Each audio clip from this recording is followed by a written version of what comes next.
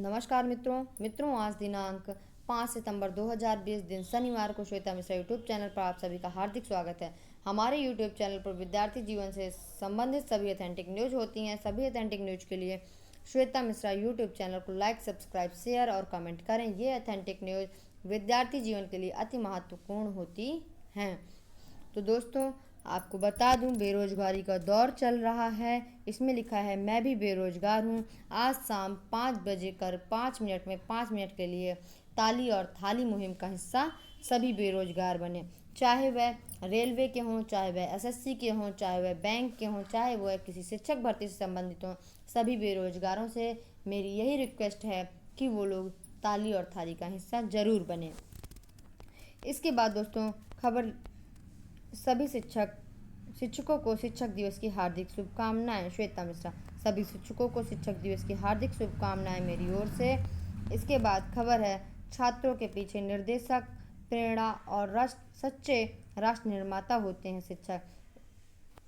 राष्ट्रपति रामनाथ कोविंद जी ने कहा है कि छात्रों के जो पीछे निर्देशक होते हैं, जो प्रेरणा होती है, वह शिक्षक के द्वारा दी गई होती है।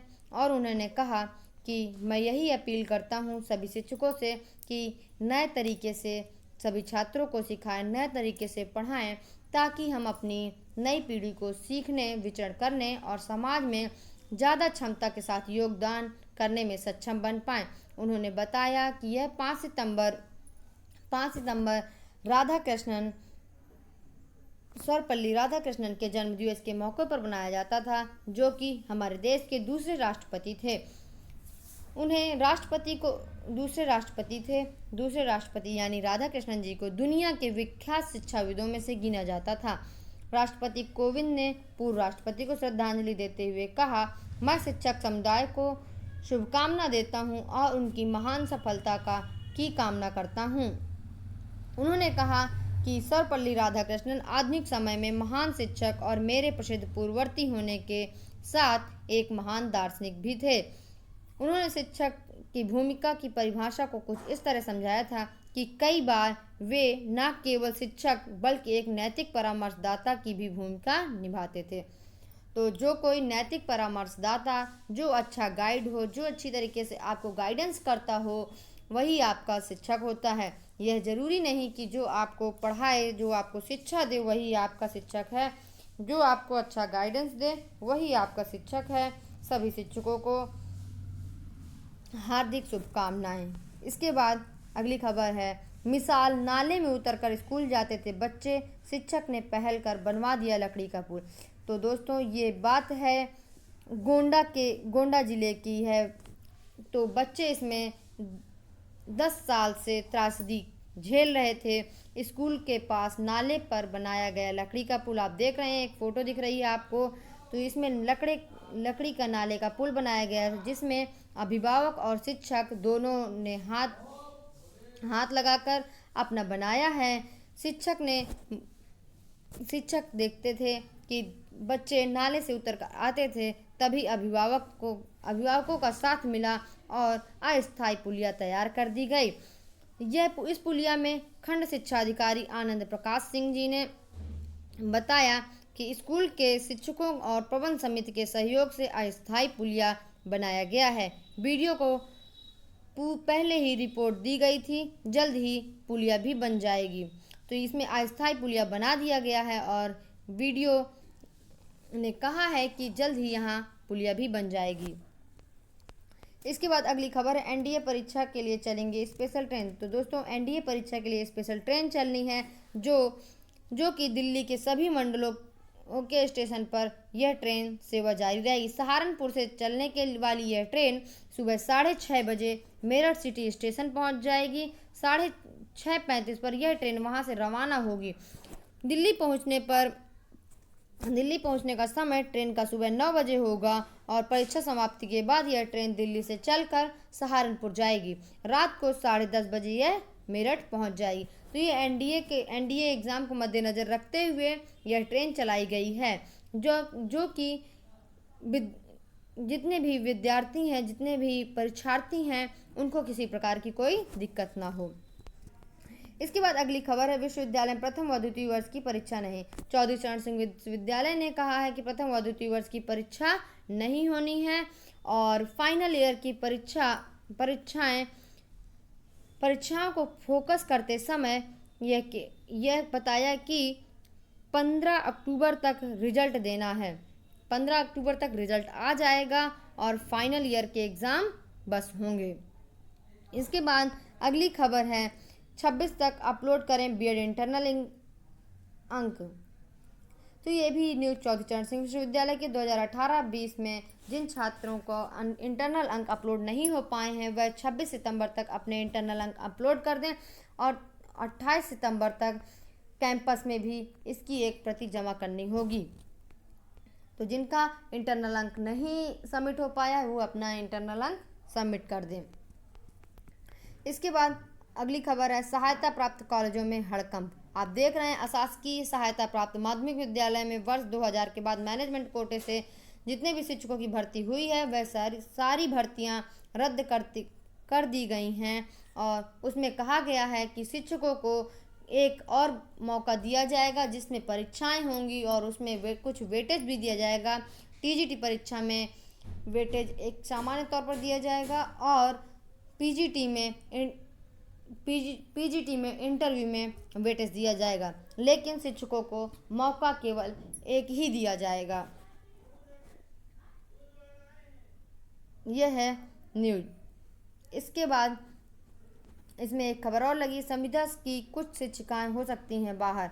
संविदा कर्मी हैं जो कुछ शिक्षिकाएं हैं कस्तूरबा गांधी बालिका विद्यालय में, तो उनका नवीनीकरण नहीं हो पा रहा है। उन्होंने कहा है कि हमारी नौकरी खतरे में है क्योंकि हमारा नवीनीकरण नहीं हो पा रहा है। इसके बाद अगली खबर है, खाली पदों पर अधियाचन मांग कर जल्द पूरी करे सरकार भर्ती। तो वही है कि इसमें खाली पदों पर अधियाचन मांग कर सरकार जल्दी भर्ती पूरी करे, लेकिन यह भर्ती अब सितंबर माह के अंत में ना आते हुए अक्टूबर माह के अंत में या नवंबर में आएगी।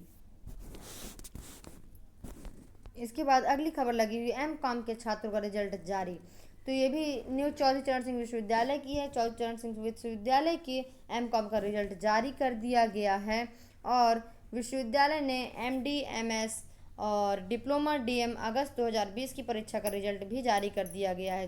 छात्र साइट में जा कर के अपना रिजल्ट देख सकते हैं। ये दी हुई है साइट और आप यहाँ पर जा कर के अपना रिजल्ट देख सकते हैं। इसके बाद उत्तर प्रदेश लोक सेवा आयोग से कुछ भर्तियां आई हैं जिसकी 5/9/2020 को प्रसारित किया गया है, जिसकी विज्ञप्ति और उसकी बैंक शुल्क जमा करने की अंतिम तिथि 1 अक्टूबर 2020 और 5 अक्टूबर 2020 को ऑनलाइन आवेदन को सबमिट करने की अनुमति है। और ये भर्तियों की कुछ पद हैं, ये पद हैं, आप इन पदों पर अपना फॉर्म ऑनलाइन करा सकते हैं। इसके बाद मॉस्को में भारत चीन रक्षा मंत्री मिले हैं और 10 सितंबर को दोनों देशों के विदेश मंत्रियों की भी मुलाकात हो सकती है। ये है यहाँ पर रूस की राजधानी मॉस्को में शुक्रवार को बैठक के दौरान चीनी समकक्ष वेई केंग और से मुखाबिक होते रक्षा मंत्री राजनाथ सिंह और वेई फेंग से मुलाकात हुई है। दोनों भारत और चीन के रक्षा मंत्री हैं और इसके बाद 10 सितंबर को भी विदेश मंत्रियों की भी मुलाकात हो सकती है। इसके बाद अगली खबर है, बीएड प्रवेश परीक्षा के नतीजे। आज मैंने आपको कल ही बताया था कि बीएड के जो एग्ज़ाम हुआ था, एंट्रेंस एग्ज़ाम हुआ था, उसका आज रिजल्ट आना है। उसमें आप अपनी स्टेट कैटेगरी और भी जितनी भी कैटेगरी होती हैं वो अपना देख सकते हैं। आप जिस कोटे से भरे हों, रिजर्वेशन, सभी चीज़ें आपको दिख जाएंगे। अर्थात आपका रिजल्ट आज www.lkouniv.ac.in पर जाकर आप अपना रिजल्ट देख सकते हैं। इसके बाद परीक्षाओं पर अड़ा यूजीसी पढ़ाई पर राज्यों को देगा पूरी छूट। तो यूजीसी ने कहा है कि फाइनल ईयर के एग्ज़ाम तो कराना ही पड़ेगा। आप बाकी स्वतंत्र हैं कि प्रथम वर्ष व द्वितीय वर्ष तथा ये सेमेस्टर के एग्ज़ाम आप कराना चाहें तो करा सकते हैं, नहीं कराना चाहें तो नहीं कराएं, लेकिन फाइनल सेमेस्टर और फाइनल ईयर के एग्ज़ाम कराना बहुत ज़रूरी है। और उन्होंने यह भी कहा कि विश्वविद्यालय अपने स्तर पर पढ़ाई करा सकता है। विश्वविद्यालय को 30% कोर्स ऑनलाइन ही पढ़ाना होगा।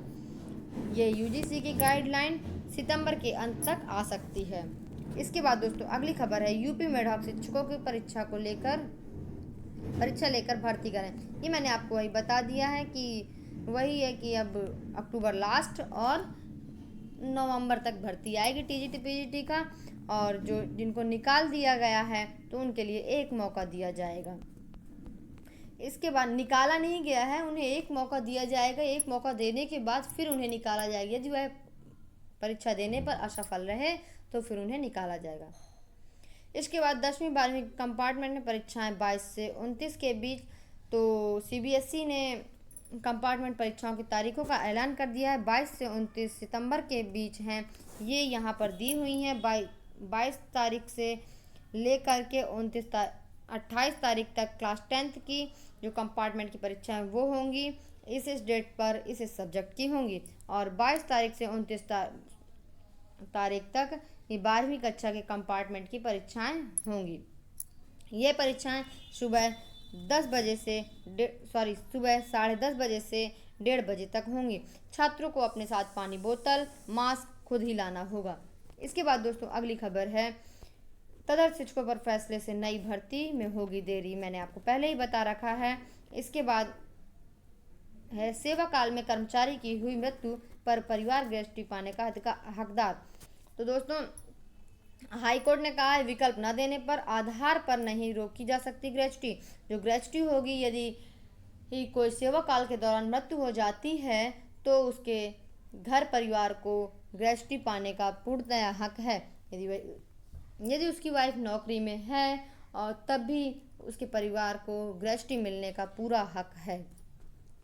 इसके बाद अगली खबर है, सीबीएसई 10वीं 12वीं में सीधे प्रवेश ले सकेंगे दूसरे शहरों से आए विद्यार्थी। इसमें यह है कि जो दूसरे कुछ छात्र थे जो बाहर जाकर पढ़ते थे, तो कोरोना काल के चलते हुए अब बाहर नहीं जा पा रहे हैं, तो उनके लिए सीबीएसई ने बहुत अच्छी पहल चालू की है कि वो अब जिस शहर में हैं उस शहर में आप एडमिशन ले सकते हैं और यहीं से सीधे आप 10वीं और 12वीं में प्रवेश ले सकते हैं। और आप यहीं से ही नामांकन 30 सितंबर तक करा सकते हैं। 30 सितंबर को नामांकन को मंजूरी दे दी जाएगी। इसके बाद अगली खबर है, लखनऊ में होगा शिक्षा सेवा अधिकरण का मुख्यालय।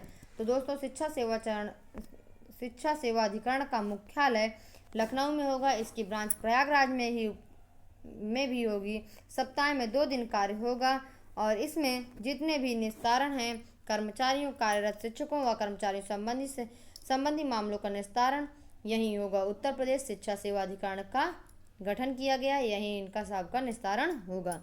इसके बाद अगली खबर है, टीजीटी 2011 में प्रतीक्षा सूची वालों को निर्णय लेने का निर्देश।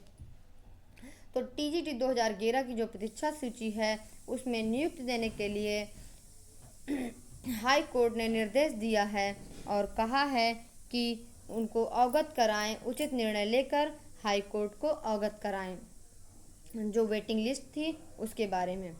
इसके बाद अगली खबर है, परीक्षा नियामक ने टीईटी, डीएलएड और अन्य परीक्षाएं कराने की अनुमति दी है। परीक्षा नियामक प्राधिकारी ने टीईटी 2020, डीएलएड और विशिष्ट उर्दू परीक्षाओं को कराने के लिए मांग की है कि उन्हें अनुमति दी जाए और वह परीक्षा करा सकें। इसके बाद अगली खबर है, भर्तियों पर ताला कोई नहीं सुनने वाला। तो दोस्तों आप देख रहे हैं, भर्तियों पर ताला कोई नहीं सुनने वाला। आप देख रहे हैं, बेरोजगार छात्रों ने रोजगार के लिए सोशल मीडिया पर छेड़ी अभियान। सबसे ज़्यादा अगर छात्र धरना करता है, प्रदर्शन करता है, अनशन करता है तो उस पर कभी पानी बरसाया जाता है तो कभी लाठियां बरसाई जाती हैं। तो छात्रों ने सोशल मीडिया का सहारा लेते हुए अभियान चलाया है और 5 सितंबर को शाम 5 बजे ताली बजाओ और थाली बजाओ आंदोलन में सभी प्रतियोगी छात्र शामिल होकर अपना प्रतिवाद दर्ज कराएंगे। तो ये है, आज शाम को 5 बजे तक सभी लोग शाम को 5 बजे 5:05 में 5 मिनट के लिए ताली और थाली मुहिम का हिस्सा जरूर बने। वह बेरोजगार हो, बस इससे मतलब नहीं है कि वह एसएससी की तैयारी कर रहा था, एसएससी के एग्ज़ाम को लेकर बेरोजगार है, आईबीपीएस की तैयारी कर रहा था, तो इससे कोई मतलब नहीं। आप बेरोजगार हैं मतलब बेरोजगार हैं। इसके लिए आप बेरोजगार की ताली और थाली का हिस्सा जरूर बने। इसके बाद अगली खबर है, सहायता प्राप्त माध्यमिक स्कूलों में 16,000 शिक्षकों की होगी भर्ती। 16,000 शिक्षकों की माध्यमिक विद्यालयों में भर्ती होगी। डॉक्टर दिनेश शर्मा उप मुख्यमंत्री जी ने कहा है, सहायता प्राप्त माध्यमिक विद्यालयों में 16,000 सहायक शिक्षकों की भर्ती के लिए मंजूरी दे दी गई है। आवेदन ही मांगे जाएंगे। तो दोस्तों, ये सितंबर कह रहे हैं, सितंबर लास्ट तक ये भर्ती आ सकती है। 16,000 सहायक शिक्षकों की भर्ती आ सकती है। इसके बाद अगली खबर है, सिपाही का सिविल पुलिस और पीएससी के सिपाही पदों पर अक्टूबर 2018 में भर्ती हुई थी। उसमें 14,000 अभ्यर्थियों की चिकित्सा परीक्षा व चरित्र सत्यापन का कार्रवाई 7 सितंबर से शुरू होगी। तो 7 सितंबर से वेरिफिकेशन होना शुरू होना है। इसके बाद दोस्तों, आज की न्यूज़ यहीं से समाप्त। और आपको मेरा चैनल अच्छा लगा हो तो लाइक शेयर सब्सक्राइब ज़रूर करिएगा और कमेंट करना मत भूलिएगा। आप कमेंट में अपने भी व्यू दिया करिए।